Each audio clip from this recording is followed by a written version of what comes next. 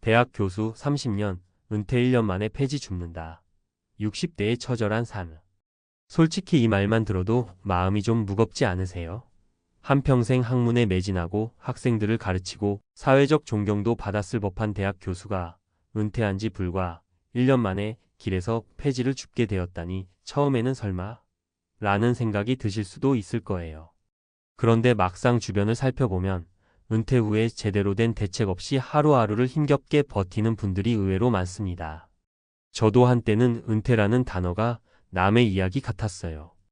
은퇴하면 막연히 나이가 들면 당연히 받게 되는 연금으로 그럭저럭 살겠지라는 생각 정도. 그런데 요즘은 그 당연한 노후가 하나도 당연하지 않더라고요.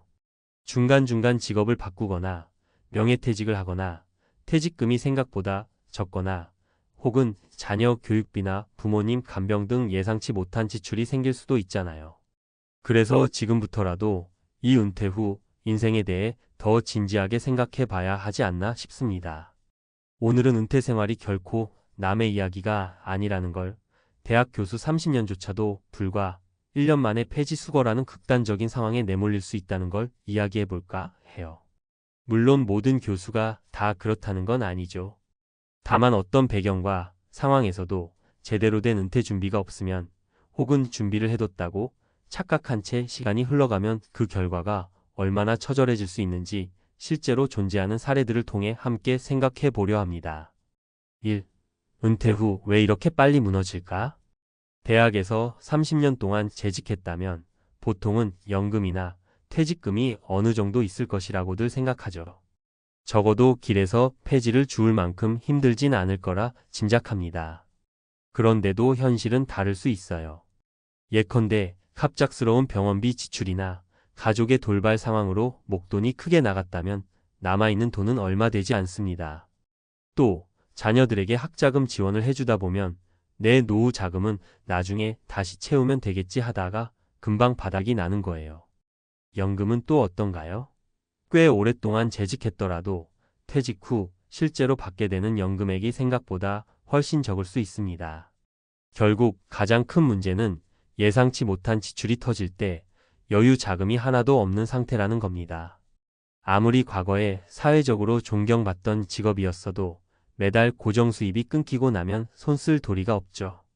바로 이런 상황들이 그나마 버틸 힘을 박탈해버리니까요. 2.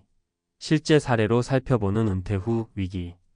그래도 저건 너무 극단적인 예시 아닐까? 라고 생각하시는 분도 계실 텐데 실제로 그런 사례들이 적지 않습니다. 오늘은 3가지 유형의 사례를 소개해 드리려고 해요. 물론 사람마다 처한 상황은 다 다르겠지만 들어보시면 어느 정도 공감도 가고 마음의 준비를 하게 될 겁니다. 2-1. 자녀 교육비에 모든 걸 쏟아부은 김 교수님 가명 62세. 김 교수님은 대학에서 30년 동안 인문학을 가르쳤습니다. 강의 평가도 좋았고 해외 학회 발표도 자주 하셨던 분이라 많은 제자들이 존경하는 분이기도 했죠. 은퇴할 무렵 주변에선 이제 편안하게 살겠다라고들 했어요. 그런데 문제는 자녀 교육비였습니다. 김 교수님은 자녀 둘의 대학 등록금과 유학 자금을 전부 자기 퇴직금에서 충당했습니다. 그리고 무엇보다 은퇴 직전에 부모님의 병원비까지 한꺼번에 큰 돈이 들었죠. 교수 연금이 있긴 했지만 그게 생각보다 적어 은퇴 후 세금 보험료 떼고 나면 수중에 남는 돈이 얼마 되지 않았습니다. 급한 대로 다른 아르바이트를 해보려 했지만 나이와 몸 상태 때문에 적절한 일자리를 구하기도 쉽지 않았어요. 그렇게 1년이 흘렀고 더는 생활비가 부족해져서 결국 동네 어르신들이 하는 폐지 수거 일까지 알아보게 됐다고 합니다.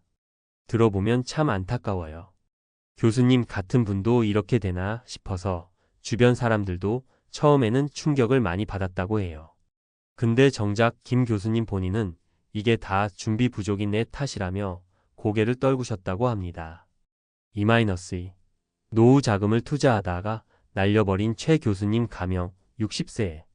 최 교수님은 이공계 분야에서 꽤 유명한 연구 실적을 남긴 분입니다.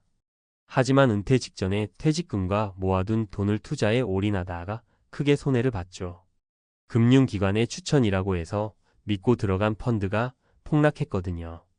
이제 내 나이에 재기하기는 쉽지 않겠구나라는 생각이 들면 사람 마음이 더 초조해집니다.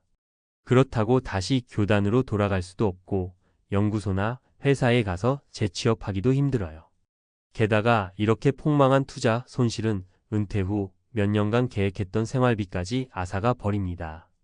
아끼고 아껴도 기본 생활비조차 부족해지면 결국 빚에 시달리거나 당장 현금이 급해 폐지 줍기 택배 상하차 운전 대리 같은 육체 노동에 뛰어들 수도 있습니다.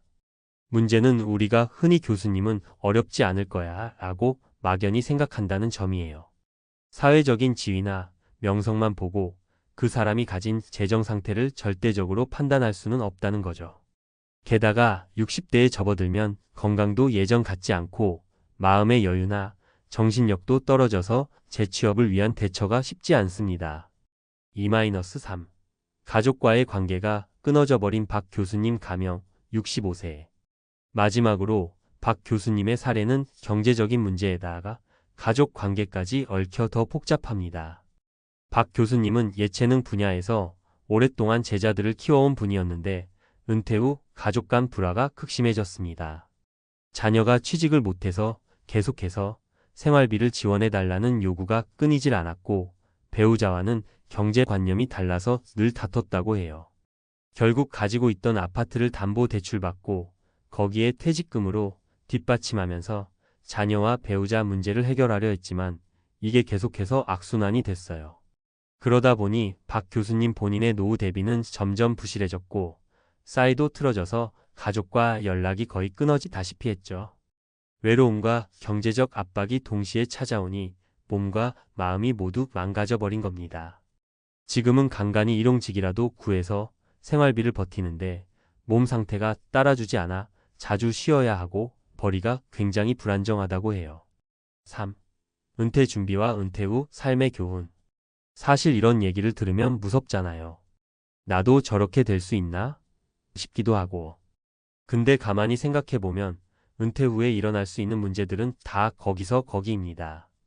결국 예상치 못한 지출, 불안정한 수입, 가족 인간관계 문제가 복합적으로 터져서 나를 벼랑 끝으로 몰고 가는 거예요. 그러니까 지금부터라도 혹은 이미 은퇴하셨다면 지금 이 순간부터라도 다시 한번 대책을 세워볼 필요가 있어요. 실질적인 재정 점검.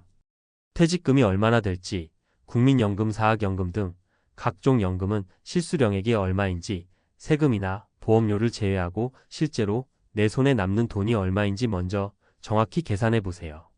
그리고 각종 지출 항목 자녀, 교육비, 생활비, 병원비, 대출이자 등을 구체적으로 적어보면 노후가 얼마나 돈과 직결되어 있는지 새삼 깨닫게 됩니다. 분산 투자 혹은 안전 자산. 은퇴 직전에 한방 크게 벌어보겠다고 무리하게 투자에 뛰어드는 경우가 있어요. 그런데 나이가 들수록 리스크 관리가 최우선입니다. 투자를 아예 하지 말라는 게 아니라 절대적으로 무리한 투자, 검증되지 않은 투자에 전 재산을 걸지 말아야 한다는 거죠. 가능하다면 전문가의 조언을 구하고 내 재산을 여러 군데로 분산해 놓는 게 안전합니다. 가족과의 소통. 은퇴 후 갈등이 생기는 가장 큰 이유 중 하나가 바로 가족입니다. 자녀가 취업을 못하거나 배우자와 소비 습관이 다르거나 정말 많죠? 그래도 일단 대화로 풀어보는 게 최선입니다. 우선순위를 합의하고 재정 상황을 투명하게 공유하는 것이 중요해요. 내 형편이 이러이러하니 어느 선까지만 도와줄 수 있다는 걸 확실하게 말해야 해요. 일할 수 있는 기회 찾기. 은퇴 후에도 일을 조금이라도 할 수 있다면 절대 놓치지 말아야 합니다. 무조건 교수 시절의 명성에 매달리는 것보다 몸은 조금 힘들어도 꾸준한 수입이 생기는 일이 더 현실적인 도움이 될 수 있어요. 가르칠 수 있는 재능을 활용한다든지 유튜브나 온라인 강의 플랫폼 같은 새로운 채널을 모색해 본다든지 내 몸 상태가 허락하는 한 어떤 일이든 시도해보는 게 중요하죠. 4. 마무리하며. 대학 교수 30년, 은퇴 1년 만에 폐지 줍는다는 문장은 우리에게 절대 안전지대는 없다는 사실을 뼈저리게 상기시킵니다. 지금 자리에서 보면 남의 일 같아 보여도 사실은 바로 내 일일 수도 있다는 거예요. 사회적 지위나 명성과는 별개로 은퇴 준비가 제대로 되어 있지 않으면 그리고 은퇴 후에 벌어지는 각종 사건 사고에 충분히 대응할 여력이 없다면 누구든 금방 무너질 수 있습니다. 어찌 보면 무서운 얘기지만 동시에 우리에게는 아직 기회가 있습니다. 은퇴를 앞두신 분들이라면 지금이라도 자산 상황을 면밀하게 점검하고 아낄 건 아끼면서도 꼭 필요한 지출은 현명하게 해야죠. 또 가족들과 솔직하게 이야기를 나누고 은퇴 후에 무슨 일을 하며 살 것인지 미리 고민해 봐야 합니다. 이미 은퇴하신 분들도 마찬가지예요. 늦었다고 생각될 때가 가장 빠를 수 있다는 말도 있잖아요. 각종 지원 제도나 소소하게라도 돈을 벌 수 있는 일자리를 찾아보고 건강부터 챙기면서 다시 일어설 방법을 찾는 과정이 중요합니다.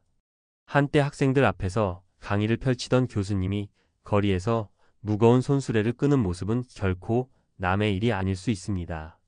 그렇기에 더더욱 오늘 이 이야기를 그냥 흘려듣지 않고 내 삶에 대입해보며 준비하고 점검했으면 좋겠습니다. 결국 내 노후를 지키는 건 다른 누구도 아닌 바로 나 자신이니까요. 부디 우리 모두가 은퇴 후에 더 안정적이고 조금은 덜 걱정하는 삶을 살게 되길 바라면서 오늘 이야기를 마치겠습니다.